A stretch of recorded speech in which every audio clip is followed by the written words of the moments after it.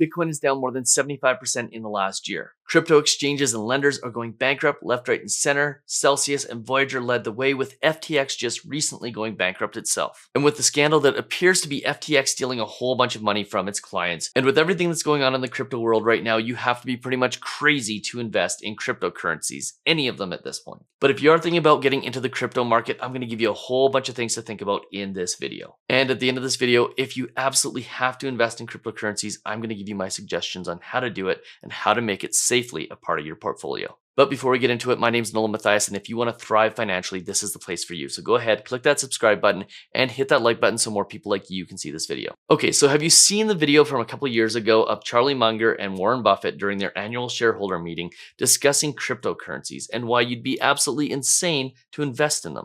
They pretty much liken, well, in fact, they completely liken investing in cryptocurrencies to investing in turds. It's like somebody else is trading turds and you decide I can't be left out. Where you see your friends and your family and your neighbors getting rich off of turds, and because you don't want to have FOMO, you decide you're going to invest in turds as well. And at the end of the day, you're making that investment decisions in something that is completely worthless, a turd, based on the hope that other people are also going to want to invest in those exact same turds that you bought, and they're going to be willing to pay a higher price than you did for it. And that's essentially investing in cryptocurrencies in a nutshell. Because here's the problem with investing in cryptocurrencies. You are relying on the next person to come down the road and pay slightly more for it than you did. And if at any point people decide that they don't want to invest in cryptocurrencies, the values go to zero pretty fast. Take, for example, FTT or Dogecoin that pretty much went to zero overnight when people stopped having desire to buy those particular turds. And the unfortunate thing is that when bad things like the FTX scandal happen, the desire for things like cryptocurrency go down pretty fast.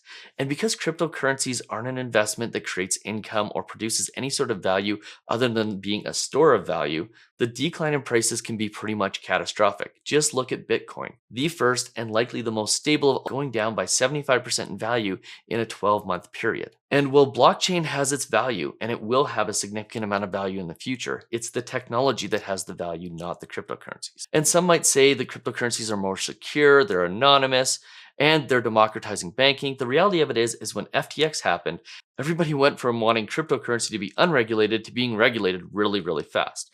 And the reason why is because regulation protects people. It is the thing that stops people like Sam Bankman-Fried from being easily able to move money from an exchange to one of his other companies, money that didn't belong to him, and use it for his own purposes. In this case, essentially gambling also on cryptocurrency. And when people figured out what he was up to, there was a run on the bank and that money disappeared awfully fast. And there's a lot of people that aren't going to get their money back out of FTX. And as long as cryptocurrencies go unregulated, this isn't going to be the last time that this happens. Now, on top of all this, there's this fallacy that cryptocurrencies are a finite resource. But unlike gold, unlike silver, unlike oil, where there's only so much available on the planet, cryptocurrencies are not a finite resource. In fact, Bitcoin has 21 million and there will only ever be 21 million Bitcoins.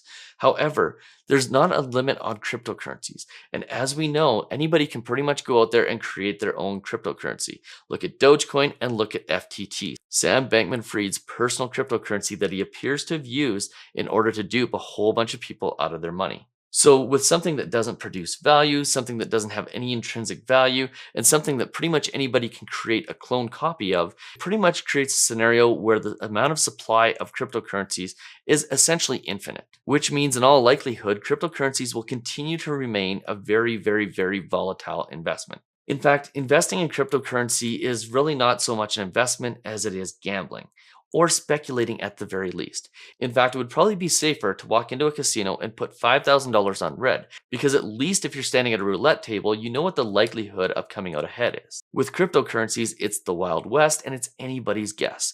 And a lot of people have lost a significant amount of money, either from the volatility of cryptocurrencies or from people like SBF running away with other people's money. And with cryptocurrencies, you are literally looking for the greater fool to come along and purchase it for more than what you paid for. That is the only thing you are investing in. You're playing the temperature of the market. And when the temperature's hot, you'll make money. And when the temperature's cold, you're going to lose money. And the problem is there's no way of telling when the temperature is going to be hot and when it's going to be cold and what things will affect the temperature of the market until it is way too late. But if you absolutely have to invest in cryptocurrencies, I'm going to tell you how to do it and how to do it safely. So, first and foremost, you only want to invest a certain percentage of your portfolio, and it's probably going to be a pretty low percentage of your portfolio, 1 or 2%. And you have to be willing to completely lose that money. If it vanishes overnight, you have to be okay with it, and you have to understand that that's just the risk of investing in a cryptocurrency. Then, if the value of that cryptocurrency changes, so let's say it goes up 10 or 20 fold in value, what you want to do is you want to rebalance your portfolio. So, in other words, you want to sell for a profit and get the percentage of crypto in your portfolio back down to that 1 or 2% that you originally set it at. That way, you're locking in your profits. Then take those profits and invest it in much safer, more secure investments like the S&P 500. And by the way, if you want to continue to do this and the value goes down of your cryptocurrency, then you can go ahead and buy more in the future. But keeping it at 1 or 2% of your portfolio makes it so you'll be significantly safer than if you had 10, 50, or 100% of your portfolio in cryptocurrencies. But in all honesty, you're probably better off taking your money and sticking it in something like gold or silver, which, coming from me, if you haven't seen my videos on investing in gold and silver, you should probably watch those, because me saying you should invest in them over cryptocurrency is saying a lot. But in all honesty, when it comes to investing in cryptocurrency, what you're investing in is the hope that somebody else is going to want to come along and pay more for it than you did. And that's really what the play is here. It's hoping that some dude is going to come along and pay you more for it than you paid for it.